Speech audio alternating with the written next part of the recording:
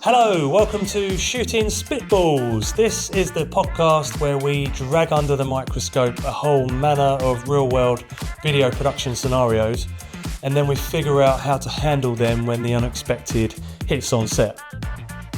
My name's Martin from Shot and Strong Films, and after years of shooting in all kinds of tricky situations, I'm here to pass on what I've learnt to new emerging video shooters that are looking for real, honest, practical advice. Advice that's going to help them stay sharp and adapt fast when things take a turn for the worst on set, which they often will do, believe me. In today's episode, we welcome back James Cross and Armzy. We're going to tackle how to film a driving experience at a racetrack, so expect tips, challenges, and of course some red herrings along the way. Let's jump in. Okay, welcome to another episode of Shooting Spitballs. We have two familiar faces back with us today, James and Armzy. Yes. How you doing? I'm well, thank you, man. It's good to have you both back. Thank you. Yeah. Absolutely. So, people who haven't seen you in previous episodes, do you want to tell us about yourself? We'll start with you, James. Sure. So I'm James Cross, a 24-year-old videographer, freelance, also do a bit of photography and a bit of drone filming, and I'm Kent-based and work on a lot of things from weddings to festivals to sports, everything in between. That's a little bit about me. Very nice. And you, Armzy? My name's Ahmed Abdullahi. I'm more known as Armzy. Work in the creative space as a creative strategist and visual director, working around music, within campaigns as well. Very good. Right, so you know the score, don't you? We know what we're going to do. Hey. So today we are going to be at a racetrack. So Armzy, if you want to press that magic button. There we go. And just to let you know, that is another mid-journey photo. I know from the last episode you got fooled by the photorealism of it all. Wow. Yeah. Even with really the blur and the motion. I was just thinking that as well. I was just thinking, why is the weather looks pretty why grim. is the road blurred? That is true. It's pretty good. It doesn't make any sense. It feels like the camera's in motion with it at the same time. Yeah. I don't know. He needs a harness on that, dude. He's going to fall out. He's going at the speed of light right now. Yeah, it's a bit of health and safety problems there. Top gear. Oh, man. Right, let's have a little bit of a deep dive into why we're here. So you've been asked to film a 60th birthday present, which is a driving experience at Brands Hatch, which is in Kent. You've been there, James? I have been there. I've been lucky enough for my birthday itself, actually, a couple of years ago, do the F4 experience, drive a little F4 and like a BMW M4 Sport, and oh my God, the power, unbelievable. Yeah, crazy, great fun. Nice. It's over in seconds though. I bet it is. So, lucky participant will be in a passenger seat for this, in a blue Porsche 911 GT3. That's probably not a GT3 that you're looking at, but similar. And they're going to be doing 3 laps, which is probably, what? It's not a lot. 1.5 minutes a lap? Pretty quick. It's not big, is it, Brands Hatch? Not like Silverstone. Maybe half that. Minute or so, yeah. Small track. So the family have sought permission for it to be filmed and have a budget for 3 cameras to be positioned on the racetrack and 4 to 5 action cameras. Unlimited. That's pretty good. There's a specialist team on site who are going to rig the interior of the car, so don't need to worry about that. Weather, currently it's sun and cloud, and there has been talk of a heavy downpour imminently. Ooh. And it's current day, so it's mid-September. They're going to be going out at about 10 a.m, so the sun is going to be relatively, 45 degrees at that time of morning? Fairly low until midday. And there are other driving experiences happening at the same time on the track, just so you're aware. So don't get hit. Don't get hit, no. So, Armzy, if you want to press the button again. Right. Oh. Who wants to go first? Tell us. I think the most experienced man plan of action. should go. This map should help you. I haven't been there before. The straight is a great spot to get the Paddock. acceleration. The paddock, yeah, that's it. So I'd definitely have a camera on a big lens, 7200 maybe, something like that. I can catch them coming out of the corner, try and get the zoom coming out. Yeah. Obviously behind the barrier, you're not really allowed anywhere near the track itself, but I think that would be good. And then 3 laps. Yeah, I'd try and run maybe round the corner and get sort of a little bit of the hairpin and then catch them coming back round. I don't know the names, but catch them coming back round. But I'd probably stick on the same lens, to be honest, 7200. I did actually film Brands Hatch once, truck racing, a little bit slower than a Porsche GC, but it was carnage. God, smashing into each other, and one of them came off. You have to show on the screen, but they came off there on that corner, straight up the hill. It was crazy. And it was raining as well that day, so it was a tricky one. I had a guy stood over me with an umbrella, but what I'd say is, yeah, just try and cover the camera up as much as possible. Use a t-shirt, use a jacket, but just get the shot mainly. Get the shot. And so, just so you know, you're in charge of the other 2 camera ops. So, where would you put them? Yeah, so definitely a few hours before, I would probably put one close to the ground, maybe on the hairpin. That'd be really quite good. Is that the first hairpin? Sort of maybe the first hairpin, yeah. I'd maybe have it facing into the track, just so you get the tyre screech and whatnot. But anywhere sort of around there would look quite cool, actually. Getting the car go around. The other one, I'd probably put it on the other corner as well, the other turn, or maybe by the finish line, possibly. Okay. I guess if you've got loads of GoPros mounted in the car, that would look pretty good. One on like the speed dial, that'd be pretty cool. Yeah, and that's good. maybe the back of the car right on like the bumper, get a bit of the tyre screeching. I think that would capture it all right. In terms of action cameras on the track itself, let's just say, for instance, that the sun is, let's just say that's north, east, south, west, right? Which it probably isn't, but in this scenario it is. Let's say the sun is coming in from the east, because it's the morning. So from the right-hand side. Is there a possibility that you'd have to be mindful where you stick GoPros? A little bit, not too much. I don't think too much.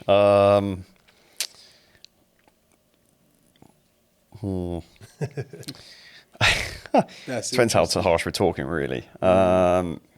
Yeah, maybe face them the other way, facing the way the sun's facing. But I don't know how the shadows would be, really. I think you'd have to do it then and there, really. See, sort of scout it out. Yeah. Maybe chuck an ND on.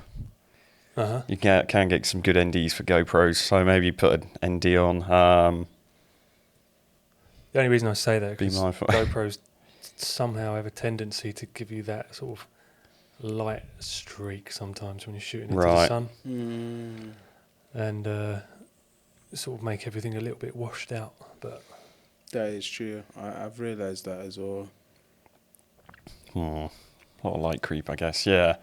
Unless you're going for a really arty setting where sort of almost silhouette and stuff. Yeah. I don't know. Yeah, I think that would be a good way to play it. Really just play on the sun and kind of silhouette aspects of it, and then kind of with the GoPros, like James was saying, kind of have them more pointing maybe with some magic arms or whatnot, Yeah. pointing to the car itself rather than pointing outwards. Maybe just get one of the GoPros getting outwards, so it just kind of gets you see the track going by, Yeah. and then you can have that. But then I think everything else should kind of be focused much more onto the car itself, just to kind of eliminate that. And then we can get artsy with it if it becomes silhouette. Rather play with it than work against it. Okay. Yeah, I think capturing the whole experience of how they're feeling because it's his birthday. As Armzy said, focus on them driving. But one or two, down by the race, the finish line, low angle. Yeah. Really show the speed and the sound of the Porsche. Do you That'd be think quite there's scope to, you've done one lap, position the camera somewhere else, but not too far away, obviously? Yes, I do think you're risking it though, missing the shot. I think you'd have to not go far at all. Don't walk too far. It's a hilly site, Brands Hatch. I've been there. First corner is, yeah. Very hilly, yeah. And by the time you've got the tripod balanced and you've got and you've got the focus and you're at the right wiping the rain off, maybe just don't bother if they've got 3 laps. Okay. It's quite a good track where you can actually, the vantage point's pretty good there if you think the same, and you can easily pick them up from the corner coming into the finish start line into the next turn. You can track them pretty well, at least half the lap, I'd say. It's just that other corner there, coming back round. Where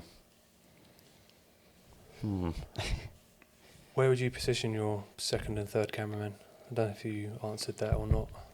Obviously, we're looking at the full track, not the The full track. the extended track. I would have... I'd have another one at the very top corner, the north corner, maybe Right, the low very top. angle. Yeah, maybe just above some tyres or something, that sort of thing. Maybe I know there's a bridge, isn't there? just on the apex. Yeah, there's a bridge that goes. There's one there. That's right. And there's another one just above it, from what I believe. I can see it there. Yeah, that one. Definitely one on the straight, one or two on the straight, one on the hairpin, and one north, I think, would be good. And if you got a spare, possibly the other tight turn on the right. That'd be fairly good. I'd probably go wide again, and then a couple of close-ups, maybe a 35 or something, or a 70mm static, maybe on the straight coming out of it, or the hairpin. But there's loads of different ways you could play around, I think. Okay. Armzy? Very similar to that. There's a lot I learnt from your perspective. Very similar DNA to that. But I'm really interested on the bridges as well. I think a bridge would be really good to go from seeing, like having the 2 camera operators on each bridge, maybe on that one bridge, and then maybe on the further bend at the top there would be interesting. So the first camera person on the bridge can see on the 70 to 200 zooming in, running it, and then they can just quickly like whip the other way to see it ghosting off, and then you've got that other person covering that whole turn back and forth, and then we've got like myself in near the start to finish line, kind of in that area on the 70 to 200 to kind of get that range, but then also on the third lap probably just get everyone shifting a bit further down the line. I think it's more down the line stuff than kind of changing complete positions. I think that will work much more better in that, especially if it's like what you lot said, like less than 3 minutes you lot are riding around. Really quick. Yeah, so imagine, like you were saying, like trying to get all that equipment, resetting, all that. You can't really do that, man, especially if there's rain, all these other things, your own safety. You can't cut across the track and all that. So I think, it's just probably down the line conversation, just getting everyone shifting probably maybe 20 yards, 10 yards down the line, just to kind of just have a bit more of a variation on frame, but you can still tell it's within that proximity. But yeah, very similar DNA to James when it comes to that, but just a few different changes, especially one on the bridge. I really like to try and gain that perspective, a bit more of a high view of that would be very interesting. What about frame rates? Would you change frame rate on laps 2 or 3? And what sort of composition would you do on slow motion? I think if you wanted to, I think maybe get one of the operators doing slow mo. I think that would be good. More tight, punched in slow mo. So one camera's focused on slow mo stuff, and then maybe the guy on the bridge will probably be the slow mo guy. That will feel very interesting. Probably, what cameras are we using? Ursus again? No, we haven't touched upon that. What would you recommend if budget wasn't an option? Budget wasn't an option. Oh my days! Bring the IMAX. I think something like this, you need longevity and versatility. Well, not longevity in the sense of power. It's 3 to 5 minutes anyway. But I think you need something with a strong dynamic range that can really work with the NDs or without the NDs and those harsh things. So probably FX6, 7s. FX3s, 30s, and then just kind of have those 70 to 200s. I think just working with much more minimal than kind of super overly produced stuff, really and truly. Okay. Do they shoot a lot of stuff like this f2.8?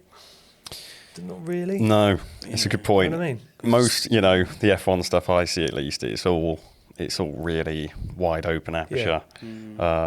No, is that right? Yeah, wide open, closed, closed aperture. The F22, everything's sharp. Yeah, I think that's just a thing in the sports where everyone likes to see what's going on exactly. Sharp, no motion blur. Yeah, exactly. High shutter rate. Especially because it's live and not scripted. Yeah, no color grades. Just stick on the same profile. I'd probably go with an FX3 then. Just to make it simple, and plus it's like.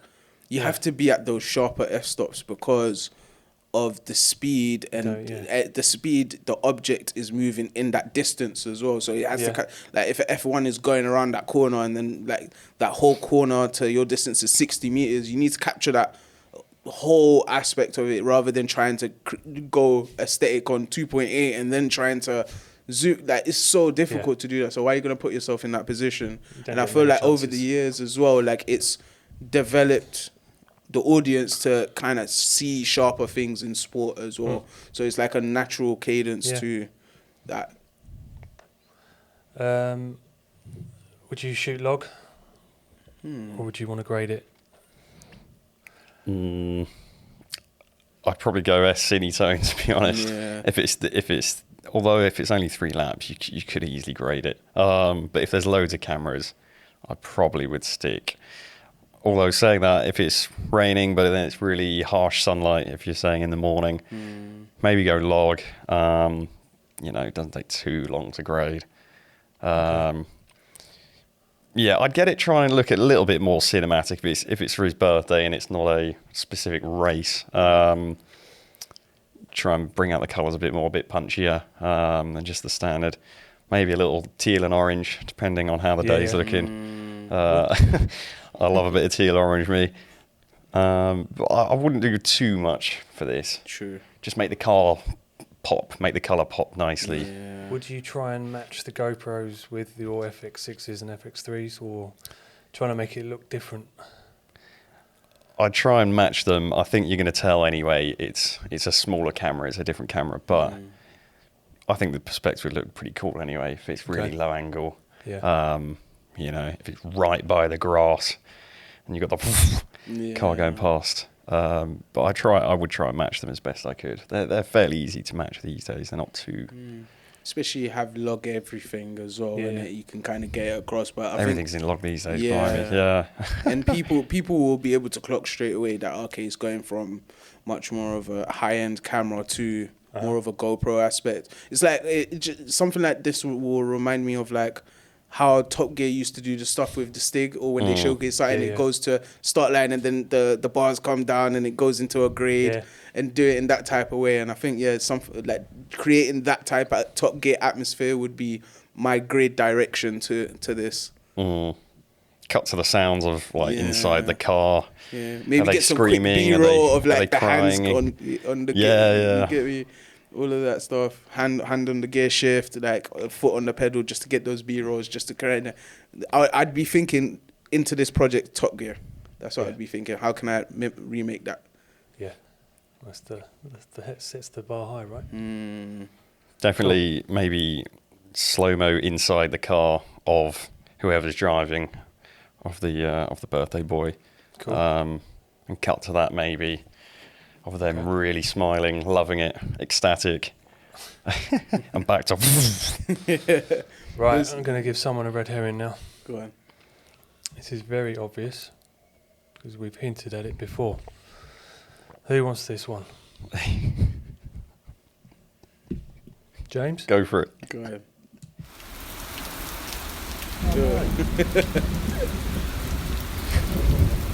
Oh no, what's happened? Cover the camera. Beginning of lap 2. Cover the camera. This goes on for 2 minutes, so I'm just going to fade it down. This will send me to sleep.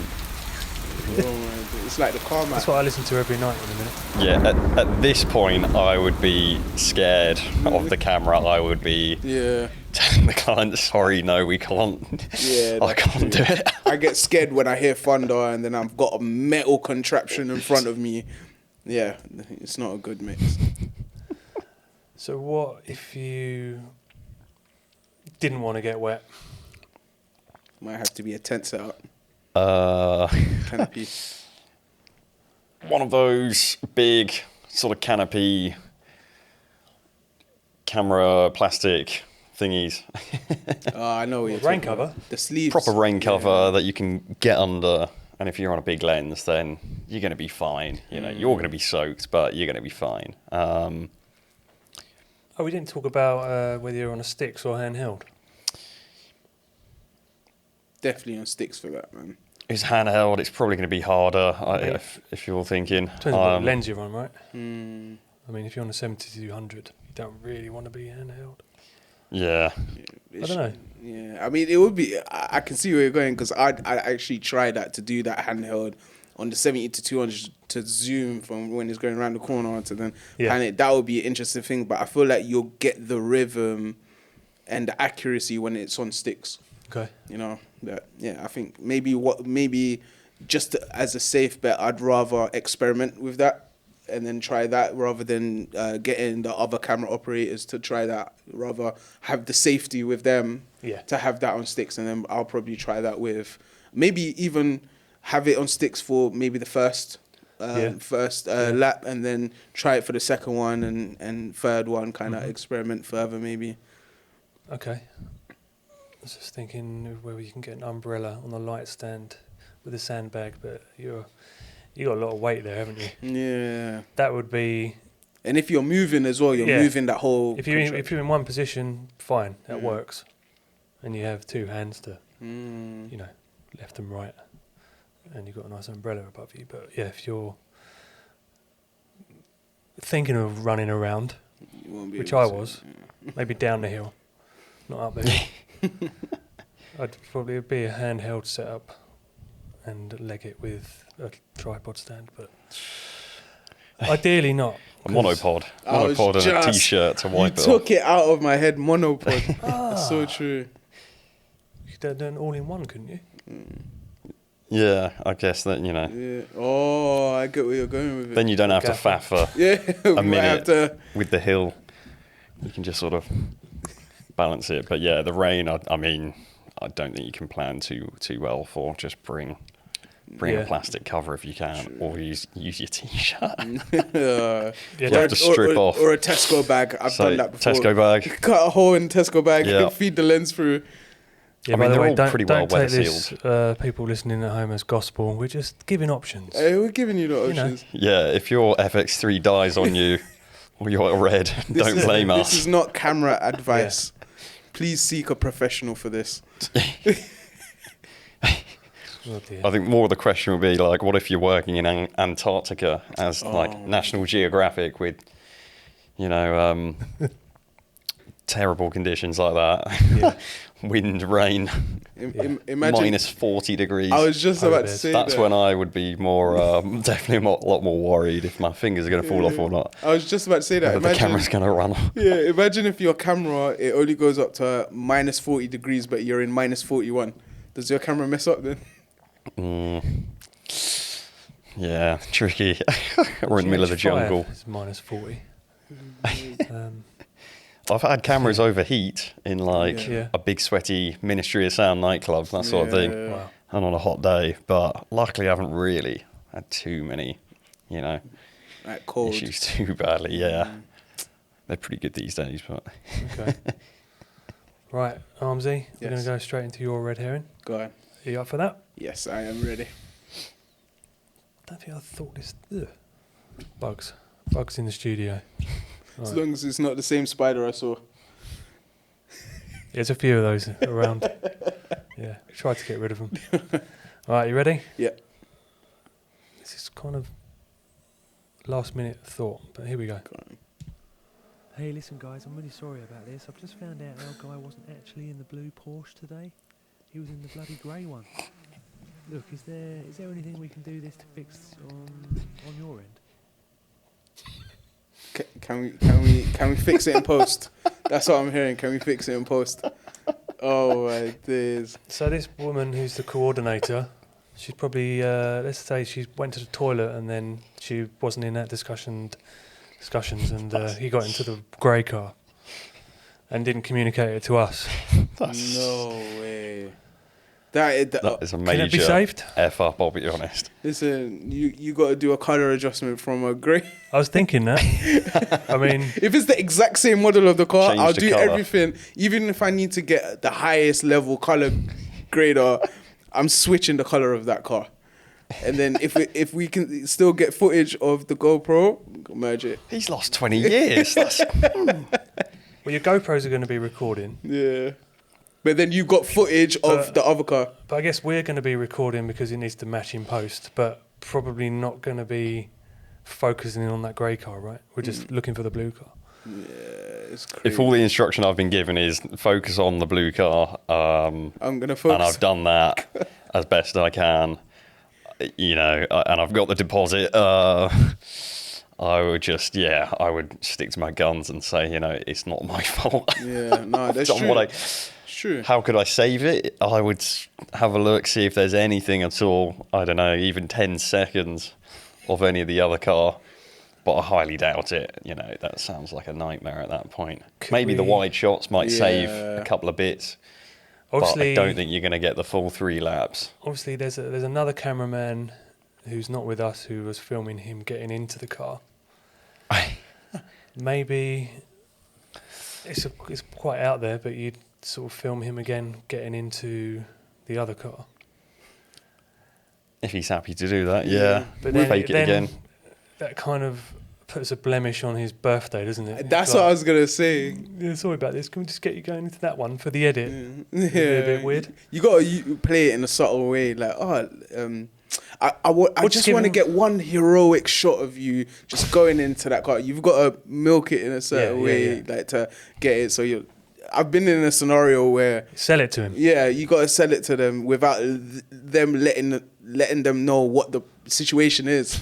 You know, so something like that. You can't do that to them on their birthday. Yeah. So and you need that shot. So be like, listen, we need that ultimate 60th birthday shot of you. Just, I want you to go into the car like a Money hero shot. and then come out of the car like a villain.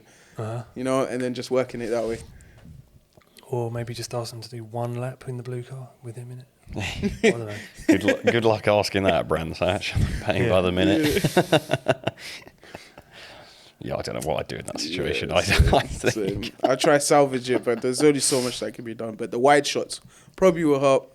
It's good that the GoPro, as long as the GoPro is salvageable, we can definitely try salvage in some way, shape, or form. Yeah, There are it's some not like things you you have to colour can- correct all the shots. Yeah. Yeah. I mean, you've got the GoPros, the interiors. Yeah. There are some things I think you can re-fake again. Like I've I've missed the wedding shot where they kiss because the photographer's popped up. And a lot of videographers, as you know, moan about the photographer. They're not all bad people, just some of them. Just in bad timings. Communication. And I've asked them to do the kiss again, and most of the time they're happy with it. But something like that, where it's more live and it's more circumstantial with the car and the weather, it's going to be tough. It's not going to be a good job. Grayscale. Does that give you more scope to make that from Noir. grey to blue? Yeah, go for the noir look. Might have to put it into an AI thing and regenerate some shit. Yeah, it's definitely After Effects and above, I imagine. Oh, man.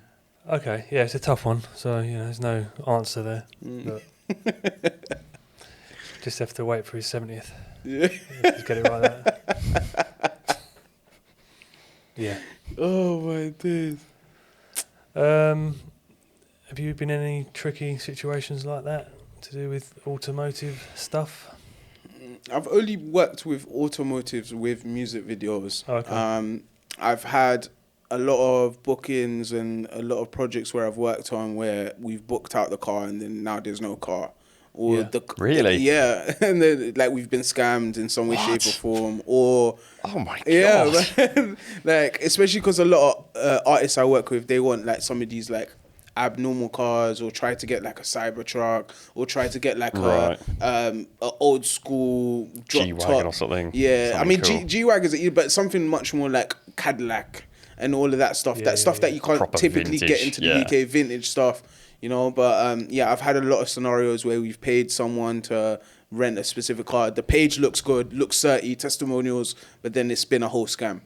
I'll call up another director, or I'll call up 2-3 directors and be like, hey, have you know about this company? Oh yeah, they've done that to us before, and so God. much other stuff. What did you do on the day? We've had to improvise, man. Like I'm so good at sometimes I'll see a car of someone, and there was a guy with an old school BMW on one of the shoots, and he was just like getting a coffee somewhere. I was like, sir, I'll give you 100 quid I'm in a rush. I've got to go. for like 5 minutes for this artist to just perform like a few different things. And 9 out of 10 times they're just like, oh, don't worry, just do it. So I'm like, oh, thank you, God. But I've been in those type of scenarios where something's given way and we've had to really adapt. I've shot out of a car before as well, but we've done that weird slide door open, no harness or anything, so getting the seatbelt, wrapping it this way, getting another seatbelt this way, and then holding the camera. That's the most with automotives. I haven't really tapped into that kind of sector really and truly, but I've been around automotives within music and brand campaigns. Cool. What about you, James? There's been a few different things. I've filmed a couple of go-karting races, truck racing at Brands Hatch. Not a lot of car stuff, and then I've done a few promos for a few dealerships like Kia and Mazda. This was when I was starting out as a videographer, and it was very basic. It was very up and coming basic stuff, but it was good experience, and they liked it. A couple of things with music videos, mounting the camera on the car, which I do not want to do again, I'll be honest. Oh, I've done that as well, yeah. Very scary, especially country lanes where the Mercedes is bumping all over the place. Yeah. Flip-falls. But I'd love to shoot some more stuff. Yeah, maybe some sort of TV style adverts would be pretty could like the Land Rover. Content, the big challenges they do, a bit more of a storyline with it, and that would be really cool to shoot. Yeah, something like that. Do you remember one of the favorite automotive ads I like is the one from Audi, I think it was, when they separated all the pieces of an Audi and it created a domino effect. Oh, okay, and then at the end, it just reveals the Audi. Yeah. Amazing. I love stuff like that, especially when it comes to narrative. God. Because there's only so much you can do with a car. Show interior, exterior, someone go in, car driving around, have it in high speed, have blacked out windows. That's all you really choose. So it's how do you evolve the narrative in these things, you know. I like the VW adverts, the recent one, where they're just showing you the VW and their owner. Doesn't matter how old the car is. It's like an old camper van, VW Golf. We're just all in real environments. It's kind of like, you know, like it's like you and your pet, isn't it? It's got that sort of sentimentality to it. That's interesting. It's like it's the overall Gives it VW a bit of, what does it mean to be a it's good. VW owner? Yeah. There was an ad that Mercedes and BMW collabed on, because the head of Mercedes at the time was leaving. So the whole ad was like, it was his last day at work at Mercedes, all of that. He goes home and then he waits for the chauffeur to leave. Yeah, the chauffeur leaves. He waits for him to go, and then he drives out of his house with a BMW, and he's like, now you can stay true to yourself. So funny.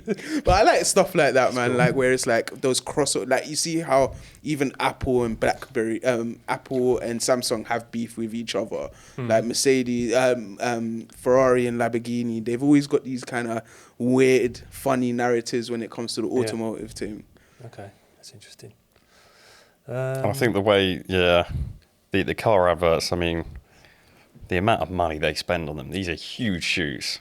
So they've got to get it right and really be strong on sort of the motto or the storyline or how they want to market that car. Tricky, very tricky. Especially in the evolving time now where so many people are trying to get more, even staying away from hybrid-based things and focus on just electric. I feel like now it's like... competition is so high. So crazy. Yeah. And plus it's like 10 years ago, 20 years ago, people were seeing electric cars as, you're not really a man to drive that. You know what I'm saying? Now it's like, it's a necessity to drive that because of the economy. So it's like, how do you translate that in as a narrative, which is a interesting kind of problem to solve as a creative. Yeah. Just on a quick note, have you ever shot someone from the passenger seat with a gimbal? Yeah, I've done a couple of times. Yeah, I've been more in the back seats, getting like the front view. So when you go around a roundabout, how do you stop your gimbal following the navigation of the earth? Yeah. Click the lock button, It maybe. is the lock button, isn't it? Or do the dial. Yeah. I found it's just tricky anyway. You're trying to film in a car with a gimbal because it depends how bumpy it is. But the other day when I was on a turkey farm shoot and we're in the Land Rover and a bit of B-roll of the farm and the turkeys, and the whole car was just all over the shop and the gimbal's moving about and have to try your best. Rest in your palm. Yeah. Just like that. Yeah, if it was that light, that would be lovely. That is true. That's why I want to start working with that DJI camera. 4D. The 4D Crazy. one, because apparently it's like built like the way a chicken's head is. That's right. So it's like, so... When you walk upstairs with a pint. There's that guy who put Amazing. a camera on the chicken, didn't he? Yeah. He was running around with the chicken. I still want to know if that ad is... not ad, gimbal. but if that concept was so true, if they actually put the GoPro... They used the footage of the GoPro on the chicken's head. What, is it like research? Yeah. See if it would work. No, someone's DJI actually done rooster. that. Yeah. Yeah, that's crazy, isn't it? I couldn't believe that. Like, he's just sitting at the back of a Lamborghini or something, shooting another Lamborghini with a chicken with a GoPro on its head. With a Sony Mini fillet. Come on, man. Bro, in the creative scene, you can do anything, man. Strapped a GoPro to a chicken's head. I'm done. On that note, I think we'll leave it there. Brilliant. All right, guys. Thanks for coming in again. It was a good deep dive. I don't remember what we were talking about. I'm just going to remember GoPros and chickens now. I might have to tweet that now. Yeah, that's funny. Right, okay. Thanks again. Hope you. to see you guys soon on another episode. Definitely. Until 100%. then, keep shooting. Thank you. Keep shooting. Keep shooting. If you enjoyed this episode, don't forget to like, follow, subscribe, and most importantly, please share it with others, whichever platform you're watching or listening on. If you've got any thoughts, questions, ideas for future episodes, then drop me a comment below or email me at martin@shotandstrungfilms.com.